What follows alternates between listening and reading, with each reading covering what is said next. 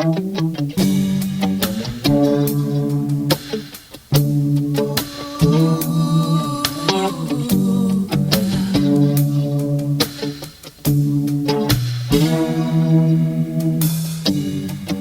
story of Jonah is a lesson from my heart, began the gray-haired preacher. His tattered, leather-bound book of forgiveness lay open on the pulpit. The small, whitewashed church was hot that night. It seemed Texas was always hot in August. A few in the congregation slowly fanned their red and sweaty faces. On the second row, a little to the left, a young mother sat with her daughter. The mother hoped that her daughter would listen to what the preacher would say. To the right, about 6 rows back, sat a man and wife. For 3 years, she had worn his ring and his wrath. The bruises had all but disappeared, but the fear would never go away. On the back pew, the 17-year-old fidgeted as he daydreamed out the darkened window about how his future would play. And in the distance, the preacher and Jonah. Arise, go to Nineveh, that great city, and cry against it, for their wickedness has come up before me. But Jonah rose up to flee from the presence of the Lord. The seatbelt sign flashed on. The weary traveler peered out the window at the rapidly approaching ground. His thoughts were on that night. Funny how insecurity robs both today and tomorrow of what God meant them to be. You know, in one way, every concert I give is the same. Every time I walk on stage, I know that God is watching. The house lights dim, the crowd applauds. My band begins to play. I look around, find a hand, close my eyes and pray.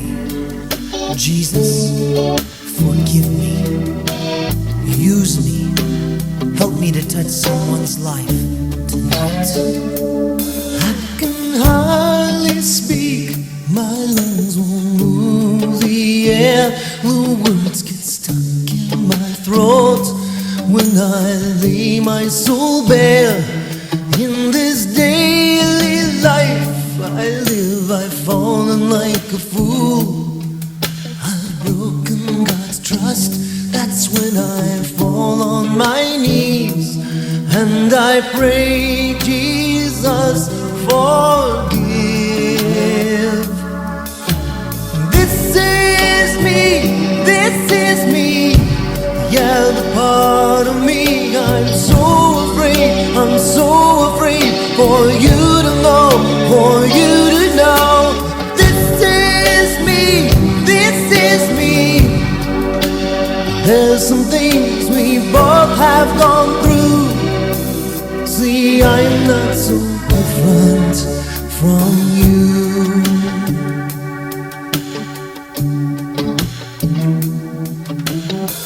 From inside the fish, where he'd been, he wasn't sure, but he was here now. Jonah prayed. In my distress, I called to the Lord, and he answered me. The fidget was gone. The boy listened on to the gray-haired preacher. Strange how it seems life plays out before its script is even written. The traveler closed his eyes as the plane touched down, and he wondered, how can God use a man who turned his back on God so many times and ran again and again?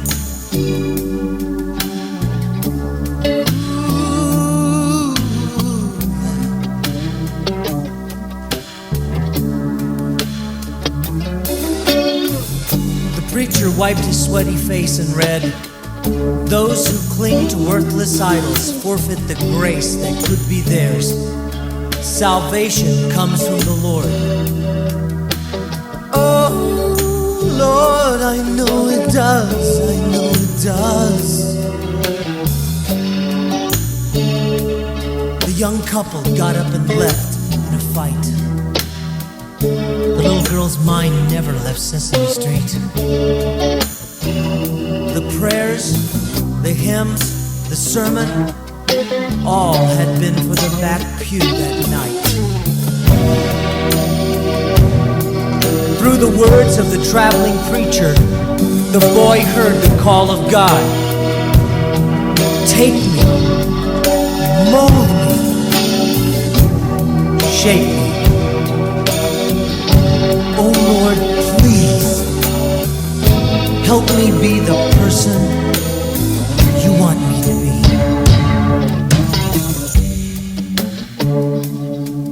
The word of the Lord came to Jonah a second time.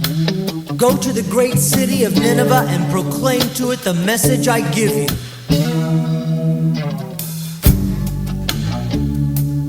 This time, Jonah obeyed the Lord. As the plane slowly began to empty, the weary passengers sat still, eyes shut tight. For years and years, his prayer had been the same.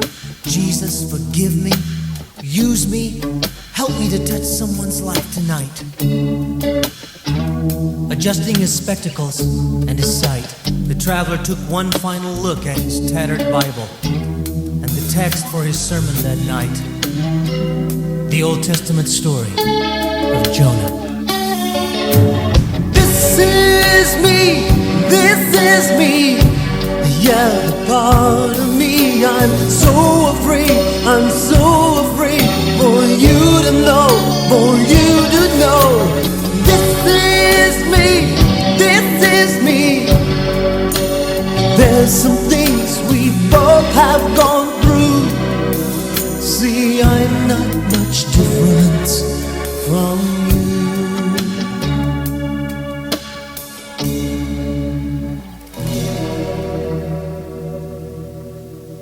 I can only tell you how I feel, what's on my mind. To me, what is real? I can only tell you that I've had some times that I felt out of touch with the mind of God. But the Lord has brought me through. I know